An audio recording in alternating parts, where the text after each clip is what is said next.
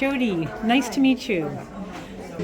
Thank you so much for being willing to chat with me today and tell me some things about your life. Okay. So, to start off with, where were you born? I was born in Salmon Arm, BC. Salmon Arm. Okay, so that's a 6-hour drive away, maybe, from Vancouver? About 6-7 hours. Okay. And did you grow up there as well? No, I grew up in Vancouver. All right. So, Vancouver then. Yeah. And what was your childhood like? It was a little bit good and a little bit bad. My mom was,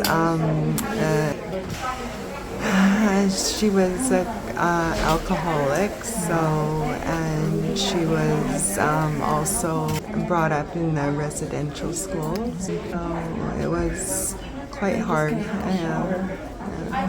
at times, but it was good too, so yeah. Did you have siblings? Yes, I had 2 younger siblings, both boys, and I was the eldest, so I had quite the handful looking after my little brothers, but it was fun. And your father, was he around? No, my mom didn't marry my real dad. She married my stepfather, Rudy, who raised me and my 2 younger siblings. So, yeah. So, how did your after high school years go? Did you have like a job or college or anything like that you? No, not really. Actually, I got pregnant when I was 17, and I had my first child a month after I turned 18. And so I didn't finish high school, but I did go back and I got my grade 12 English, so I was able to take other courses at the college. Yeah, and I got a certificate in office administration, and I was able to pursue a job with my band office. I ended up moving home when I was 24 to raise my family, and it was a good life. I got married, and both me and my husband worked jobs, and we were able to raise both my youngest child and my older child, but my middle child decided to stay in a foster home that she had been in, and because we hadn't, formed a bond, and she only knew that family, so yeah, it was quite difficult to have her away from me, but I had my two, so. So, the downtown Eastside, and this particular shelter, what are the reasons that you've come to be in this neighborhood and stay in this place, if you are okay to share? Yes. I've had substance abuse issues since I was quite young, and I just struggled throughout my life. Like the only time I was able to put the hard drugs down was the 14 years I spent in Salmon Arm raising my family, and then once I picked it up again, it just declined really fast. Like I lost everything within a year. Like I lost my home, my children, my relationship, my family, all my things I'd worked so hard to attain over the past 14 years was just gone. So I had like a very difficult childhood, and I had gone through sexual abuse and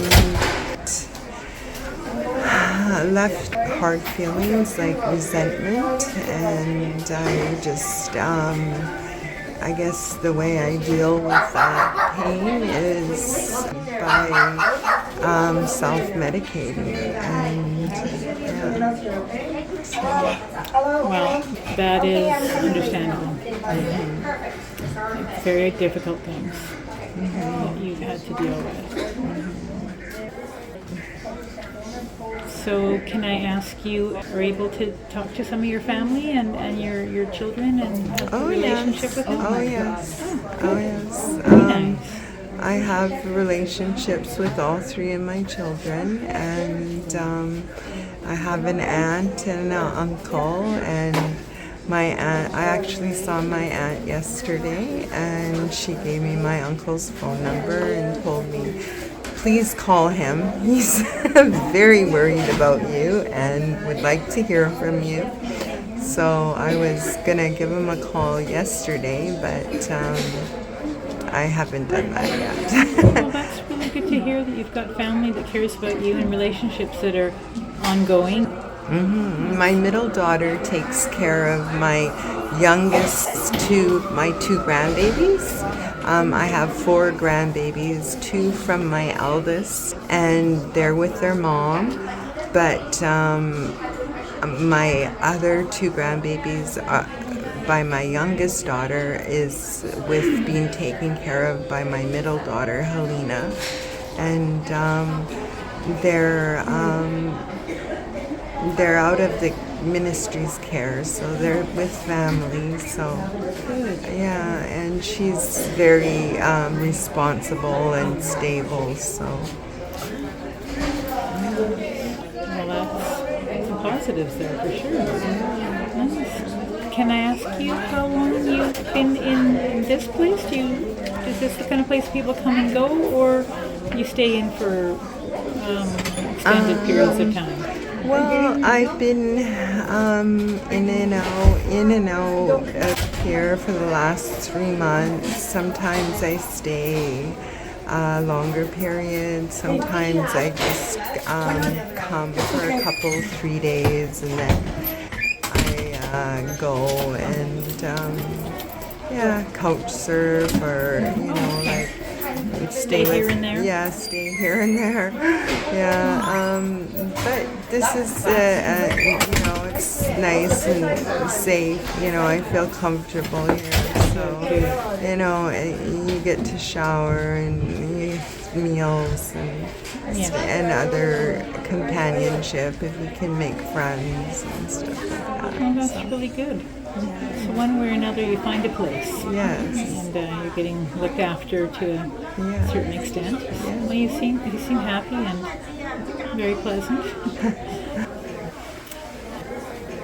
And any particular hopes and wishes for the future? Well, I have been trying to cut down on my substance use, and I'm back on my medication, so that's a positive.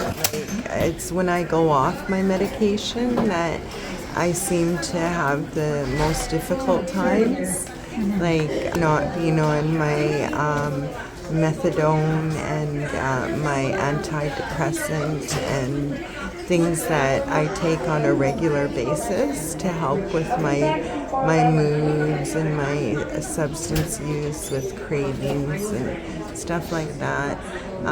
It just really helps to stay on my medications, and then my drug use decreases, and I'd like to get to the point where I can